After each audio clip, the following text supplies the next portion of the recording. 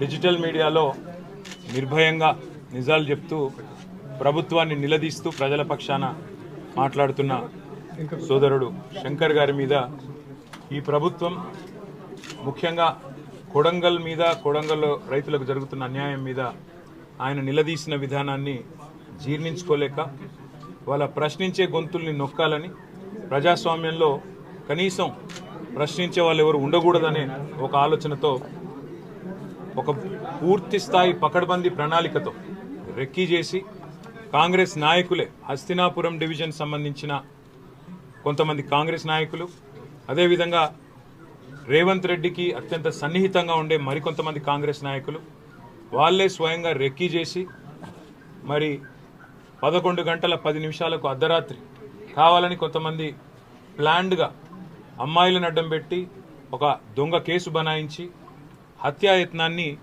మరి శంకర్ గారి మీద చేయడం జరిగింది. దురదృష్టం ఏంటంటే మరి హత్యాయత్నం జరిగినప్పుడు ముందుండి కాపాడాల్సిన పోలీసులే ఈరోజు పూర్తి స్థాయిలో కేసు నిర్వీర్యం చేయడానికి 307 అనే సెక్షనే పెట్టకుండా ఇది హత్యాయత్నమే కాదని బుకాయిస్తూ ప్రభుత్వానికి తొత్తులుగా వత్తాసు పలుకుతూ ఇవాళ కేసు నిర్వీర్యం చేసే ప్రయత్నం చేస్తూ ఉన్నారు. ఒక్క శంకర్ను బెదిరిస్తాం, ఆయనను హత్యాయత్నం చేసి ఏదో అడ్డుకుంటాం, నోరు మూపిస్తాం, గొంతు నొక్కుతామంటే 100 మంది శంకర్లు తయారవుతారు. ఎందుకంటే ఇది డిజిటల్ మీడియా ప్రపంచం. ఇవాళ నేను ప్రభుత్వాన్ని డిమాండ్ చేసేది, ముఖ్యంగా ముఖ్యమంత్రి రేవంత్ రెడ్డి గారికి చెప్పేది, శంకర్కు మళ్ళీ ఒకసారి చీమగుట్టిన బాధ్యత రేవంత్ రెడ్డిదే అవుతుంది. శంకర్ మీద మళ్ళీ ఎక్కడన్నా చిన్న ఘాటుబడ్డా ఖచ్చితంగా రేవంత్ రెడ్డి తెలంగాణ ప్రజల ముందు దోషిగా నిలబడక తప్పదు. ఎందుకంటే ఇవాళ ఆయన మనుషులే, ఆయనకు అత్యంత సన్నిహితులైన మనుషులే రెక్కీలో పాల్గొన్నారు. మీరు నిజాలు దాచాలని ప్రయత్నం చేసినా, అక్కడ సీసీ కెమెరాల యాంగిల్స్ మార్చి ఫుటేజ్ దొరకకుండా చేసే ప్రయత్నం చేసినా, మొత్తంగా ఇవాళ చుట్టుపక్కల ఉండే షాపులు, ప్రైవేట్ సీసీ కెమెరాల్లో వ్యవహారం మొత్తం దొరికిపోయింది. పోలీస్ శాఖను కూడా నేను డిమాండ్ చేస్తా ఉన్నా, తెలంగాణ డీజీపీని కూడా నేను డిమాండ్ చేస్తా ఉన్నా. ఈ రకమైన తొత్తులుగా, ప్రభుత్వానికి తొత్తులుగా పనిచేయడం కరెక్ట్ కాదు. ప్రజాస్వామ్యంలో ప్రతిపక్షానికి, ప్రభుత్వానికి అందరికి కూడా తమ తమ పాత్రలు నిర్దేశించబడి ఉన్నాయి. అత్యంత పవర్ఫుల్ అస్త్రమైన మీడియాకు కూడా తన పాత్ర తనకున్నది ప్రజాస్వామ్యంలో. అట్లాంటి మీడియాలో పనిచేస్తున్న ఒక జర్నలిస్ట్ సోదరుడికి ఈ రకంగా వారి మీద భౌతిక దాడులు, హత్యాయత్నం జరగడం అనేది తప్పకుండా జర్నలిస్ట్ సంఘాలకు కూడా నేను విజ్ఞప్తి చేస్తా ఉన్నా. ఇదివరకు చాలా మాట్లాడినారు మీరు. ఇదివరకు చాలా ఏదో నియంత పాలన అది ఇదని చెప్పి అన్నాడు మాట్లాడి మాకు గుర్తున్నాయి.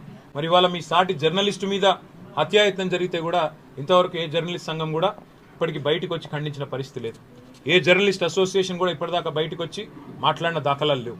జర్నలిస్ట్ మిత్రులు కూడా నేను కోరుతా ఉన్నా, ఇవాళ శంకర్ మీద జరిగింది రేపు మీ మీద జరగవచ్చు. మీరు ఒకవేళ ప్రభుత్వాన్ని ప్రశ్నిస్తే మీ గొంతు నొక్కడానికి, మిమ్మల్ని ఇవాళ పూర్తి స్థాయిలో అణిచివేయడానికి జరుగుతున్న ఈ ప్రయత్నంలో మీరు నోరు విప్పకపోతే, మీరు గొంతు పెగిల్చకపోతే రేపు ఈ ప్రమాదం మీకు కూడా వస్తుందనే మాట గుర్తు చేస్తూ రేవంత్ రెడ్డి గారికి మళ్ళీ నేను చెప్తా ఉన్నా, శంకర్కి మళ్ళొక్కసారి ఏం జరిగినా, చీమగుట్టినా, ఘాటుబడ్డా మీదే బాధ్యత అవుతుంది. ముఖ్యంగా రేవంత్ రెడ్డిదే వ్యక్తిగతమైన బాధ్యత అవుతుంది. ఇవాళ ప్రజాస్వామ్యంలో ప్రశ్నించే గొంతుని ఎవరు నొక్కే ప్రయత్నం చేసినా తప్పకుండా వారికి మేము అండగా ఉంటాం.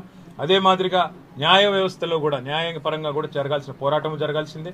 అదేవిధంగా హత్యాయత్నం జరిగితే ఈ కేసును నిర్వీర్యం చేసే పోలీస్ యంత్రాంగ ప్రయత్నం ఏదైతుందో దీన్ని కూడా తప్పకుండా మేము సీరియస్గా ప్రధాన ప్రతిపక్షంగా టేకప్ చేస్తాం.